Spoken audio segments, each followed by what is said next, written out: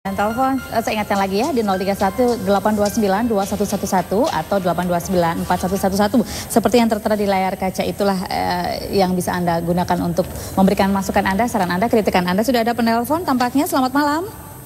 Selamat malam. Bapak dengan Bapak siapa di mana, Pak? Saya Pak Alex Surabaya.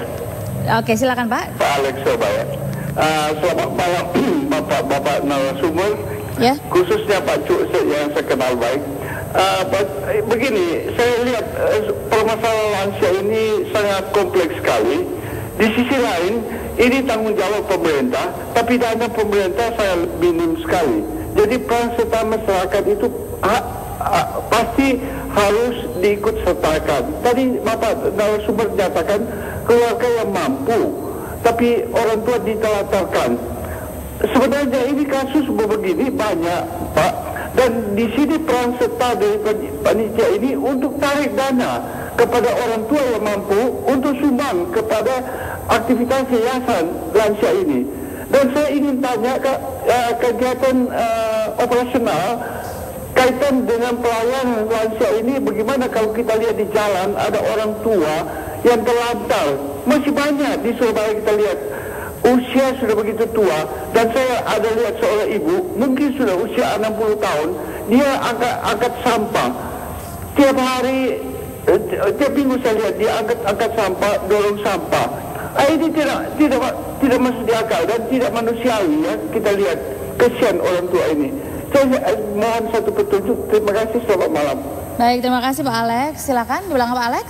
Baik, kita jawab dulu Pak Alex ini bagaimana. Ini kan kalau kita bicara tentang seperti Profesor Wirawan katakan bahwa permasalahannya sangat kompleks begitu ya. Ini jumlah lansia di luar yang ada di Karangwreda begitu atau di pelayanan sosial itu kan pasti lebih banyak lagi jumlahnya. Nah, betul. Bagaimana kemudian harus menggarap mereka seperti yang diungkapkan Pak Alex tadi di pinggir-pinggir jalan yang terlantar yang tidak mendapatkan perlakuan manusiawi.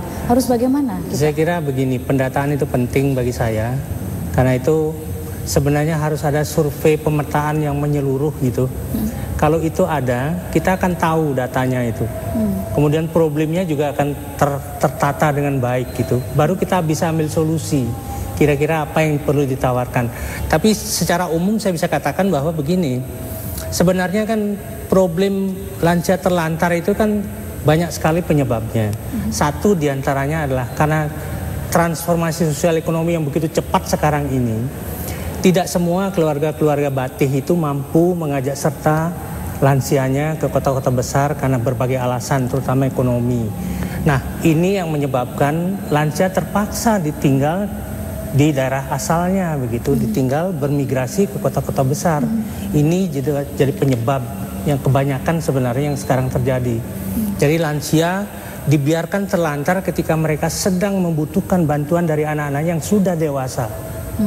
Ini terpaksa mereka lakukan karena apa? Karena itu tadi, yang bisa menjawab tantangan perubahan transformasi ini adalah keluarga-keluarga Batih tadi.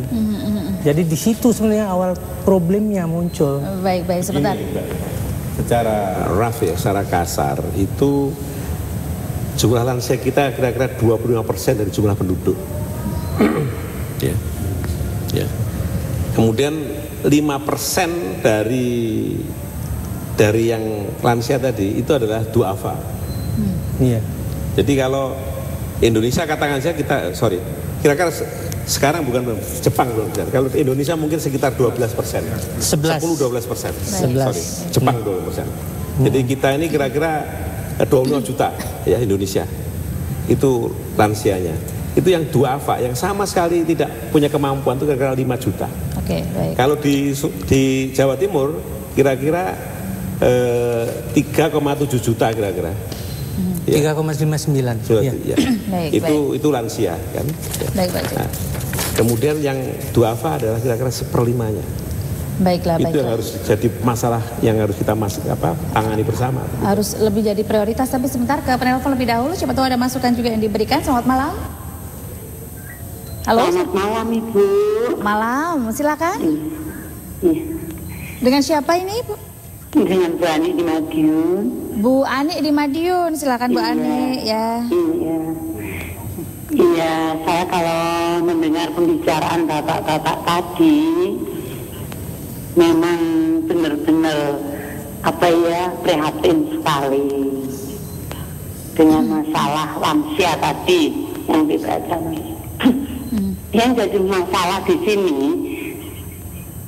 saya melihat itu yang menjadikan apa istilahnya ngomong-ngomong lansia itu kok sepertinya bukan orang-orang profesional. Maaf ya Bapak.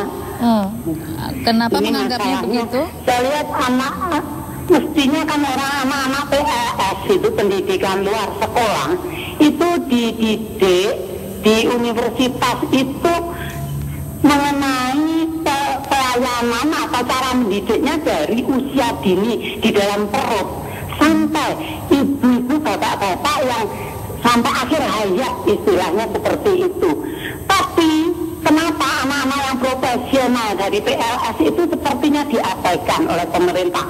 Padahal benar-benar anak-anak itu mestinya yang membina, maksudnya ikut membimbing bapak-bapak dan ibu-ibu lansia. Tetapi kenapa di sini saya melihat anak-anak PLS itu terbengkalai, padahal anak-anak itu dididik untuk ikut bimbing bapak-bapak yang sudah lansia itu.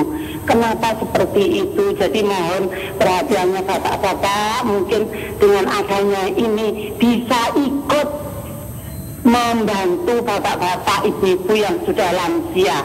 Sepertinya pemerintah selalu menggembar-gemborkan yang profesional.